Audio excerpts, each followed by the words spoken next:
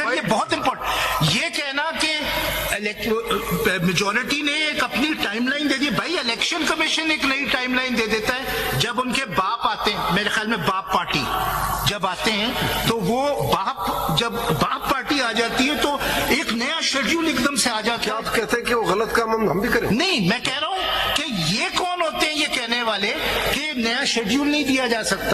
Party जिसको symbol नहीं मिला है उसको पॉलिटिकल पार्टी नहीं माना, वो स्ट्रक डाउन कर दिया।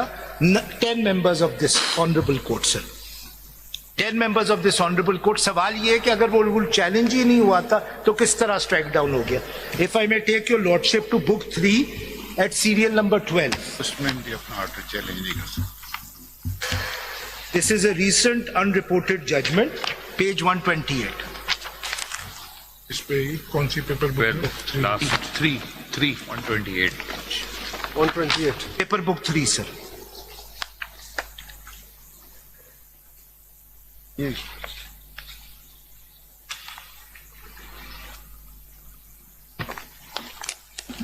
कहाँ से मिली?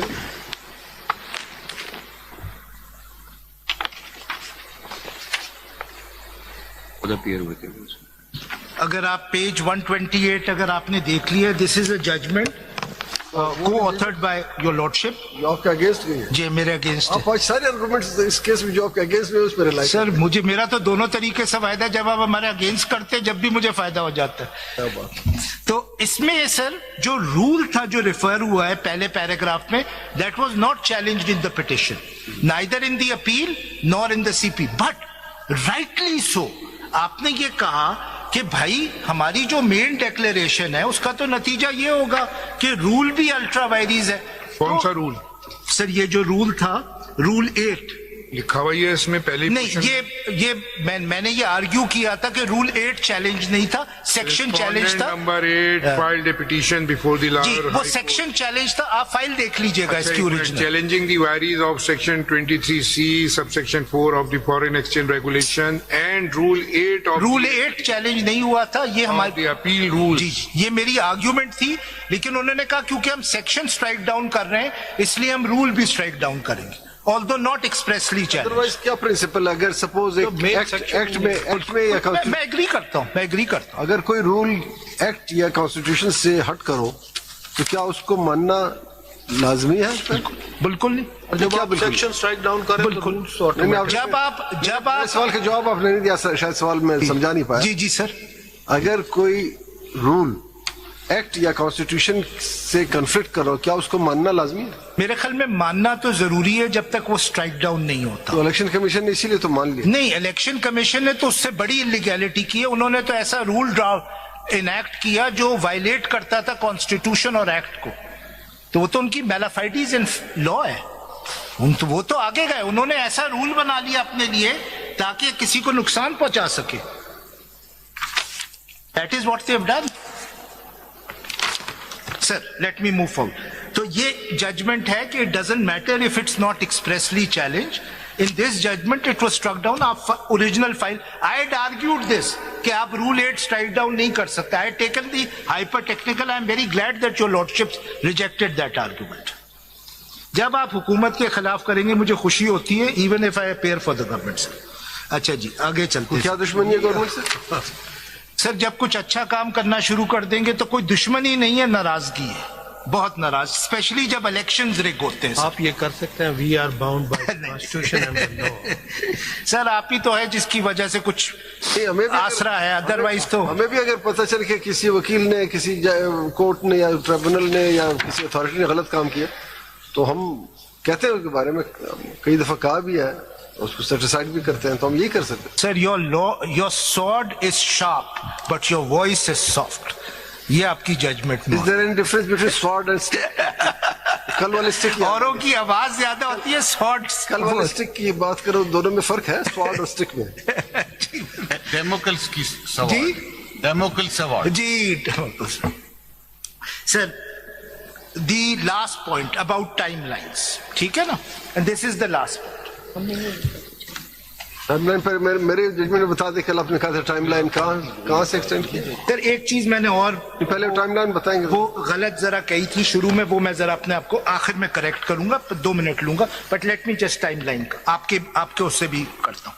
Sir if your lordship may kindly see the paper book CMA 5118, ये जो टाइम बढ़ा दिया है sir for independence to join, ठीक है ना, वो क्या हो सकता था या नहीं, दैट्स द इशू। ठीक है, तो अगर आप CMA 5118 ऑफ 2025 देख लें,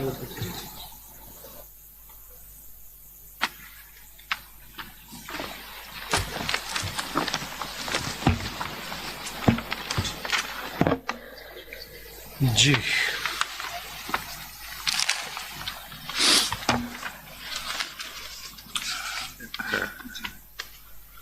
बताइए। जी सर, इशू ये था कि भाई ये जो टाइमलाइंस हैं, there are 2 kinds of timelines sir. अगर आप काइंडली देखिएगा,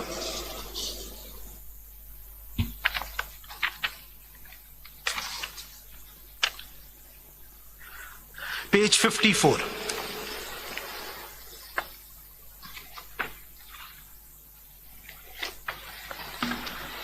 page 54 ji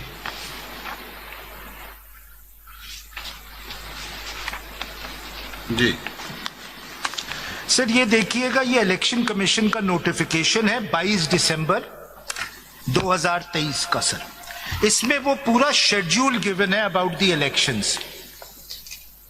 In partial modification in this Commission's notification of even number dated 15 November 2023 and exercise of powers conferred upon it under Section 58 of the Election Act 2017, the Election Commission is pleased to revise various stages of the election program for the elections to the National Assembly and Provincial Assembly of Punjab, Sindh, Khyber Pakhtunkhwa, Balochistan to the following extent. अब क्या बताना चाह रहे हैं? Sir ये पूरा schedule था, ठीक है, इसमें डेट्स गिवन है, कब नॉमिनेशन फाइल करना है, कब लिस्ट फाइल करना है, और ये अप्लाई करता है रिजर्व सीट्स पे। अगर आप नीचे देखिएगा, बिल्कुल अप्लाई करता है। The above mentioned election also apply to the seats reserved for women and non-Muslim in the National Assembly and Provincial Assembly, Sindh, Khyber Pakhtunkhwa. Last date for filing of lists of priority of list reserved for women and non-Muslim before 24 December.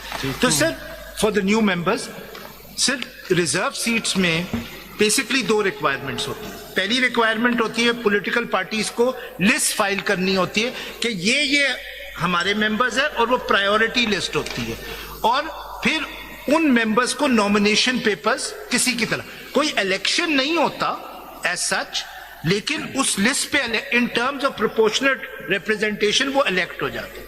तो इसका एक schedule होता है।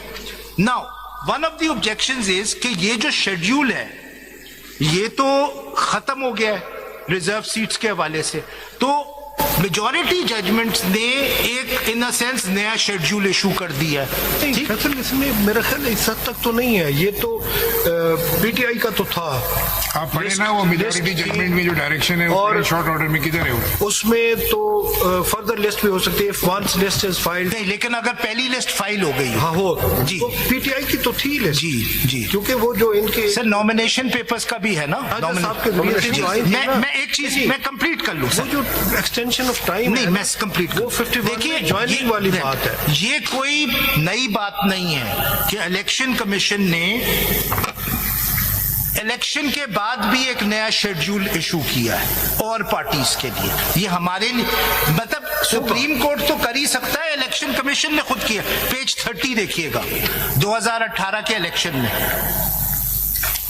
नहीं फैसल इसमें मेरा ख्याल इसमें सर एक मिनट बस, मैं जल्दी से पॉइंट इसमें तो नहीं सर, ये बहुत इंपॉर्टेंट, ये कहना कि मेजॉरिटी ने एक अपनी टाइमलाइन दे दी। भाई इलेक्शन कमीशन एक नई टाइमलाइन दे देता है, जब उनके बाप आते हैं, मेरे ख्याल में बाप पार्टी जब आते हैं तो वो जब बाप पार्टी आ जाती है तो एक नया शेड्यूल एकदम से आ जाता है। आप कहते हैं कि वो गलत काम हम भी करें? नहीं, मैं कह रहा हूं कि ये कौन होते हैं ये कहने वाले कि नया शेड्यूल नहीं दिया जा सकता, ये तो खुद करते करते हुए देखिए पेज 30 पे, they are bound by the law, वो भी अंडर द लॉ देते Then it was BAP party, they were not. वो क्यों होगा? दैट इज तो बाप होता है सर, पेज 30 सर। 9 अगस्त तो 2019। अभी आपने ये 54 पढ़ा है, ये भी इन पार्शियल मॉडिफिकेशन नया आया है, पहले कोई और होगा। जी जी, वो 2 दिन पहले का था, 2 दिन पहले, 2 दिन। लेकिन बड़ा 30, 31, 32 पे तो सर उन्होंने एक पार्टी के लिए जिसने SIC की तरह कोई इलेक्शन सीट नहीं जीती थी, उसको इंडिपेंडेंट्स ने ज्वाइन किया, उसके लिए नया शेड्यूल इशू किया और उसको रिजर्व सीट्स दे दी। और ये कहते हैं कि सुप्रीम कोर्ट ने ये तो हो सकता है ना कि जो अगर लिस्ट एग्जॉस्ट हो जाए, सपोज एक पार्टी लिस्ट देती है 10 कैंडिडेट, इन्होंने तो कोई लिस्ट नहीं दी थी। बात तो पूरी सुन। जी जी, 10 कैंडिडेट की लिस्ट देते हैं, लेकिन उनकी सीट्स ज्यादा हो जाती है 12-15, तो वो 12 या 10 के बाद के जितने लोग हैं वो नई लॉ परमिट कर। सुन ले, I agree, I agree। सुन ले, जी जी, अभी तक बात ही नहीं एग्री किस बात से कर रहा नहीं आपकी बात समझ में आ जाती है जल्दी सर। हूं। अच्छा, थैंक यू।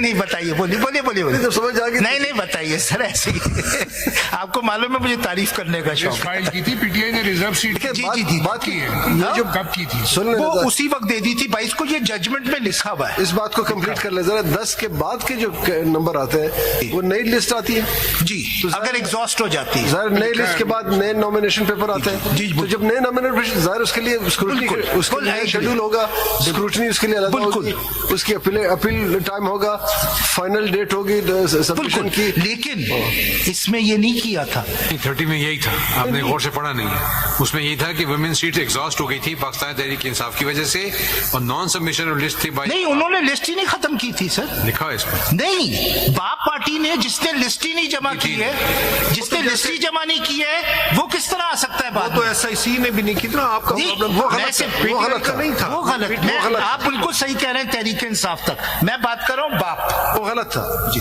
पिछले दिनों फादर्स डे भी था, छोड़ दे उसको। नहीं सर, ये वैसे तो बाप इज सच है, लेकिन यहाँ जब इलेक्शन में बाप आ जाए ना, इट्स वेरी प्रॉब्लमेटिक। तो मैं ये दिखाना चाहता हूँ ये कौन होते हैं सर, ये आप कहने वाले ये आप क्या कहना चाह रहे हैं कि 2018 में बाप इन्वॉल्व थे? 2018 के इलेक्शन बाप सर, इन्वॉल्व बाप पार्टी तो इन्वॉल्व था उसमें। ये तो इन्वॉल्व थे सर, और इनके लिए फैसिलिटेट किया जा सकता हम आपसे पूछ रहे हैं 2000। अच्छा आप सर, रेफर करें 2018 के इलेक्शन को, बाप के साथ कनेक्ट कर रहे हैं, तो बाप होता है। अब इससे मैं कनेक्ट कर रहा हूं जो मैं कल आर्ग्यू कर चुका हूं, इसलिए मैं दोबारा नहीं करूंगा, मैं आपको जजमेंट्स दे दूंगा। मेरी नजर में जो टाइमलाइन है आर्टिकल 51 में, that timeline is not written in stone. It can be relaxed in terms of Article 254, which I have argued yesterday. अब मैं सिर्फ आपको जजमेंट्स दे दूं, ठीक है सर? अगर आप मेरी पेपर बुक 1 देख लें सर, मैं खत्म करूंगा जो मैंने आपसे वादा किया आज। अच्छी बात है, अप्रिशिएट। मैं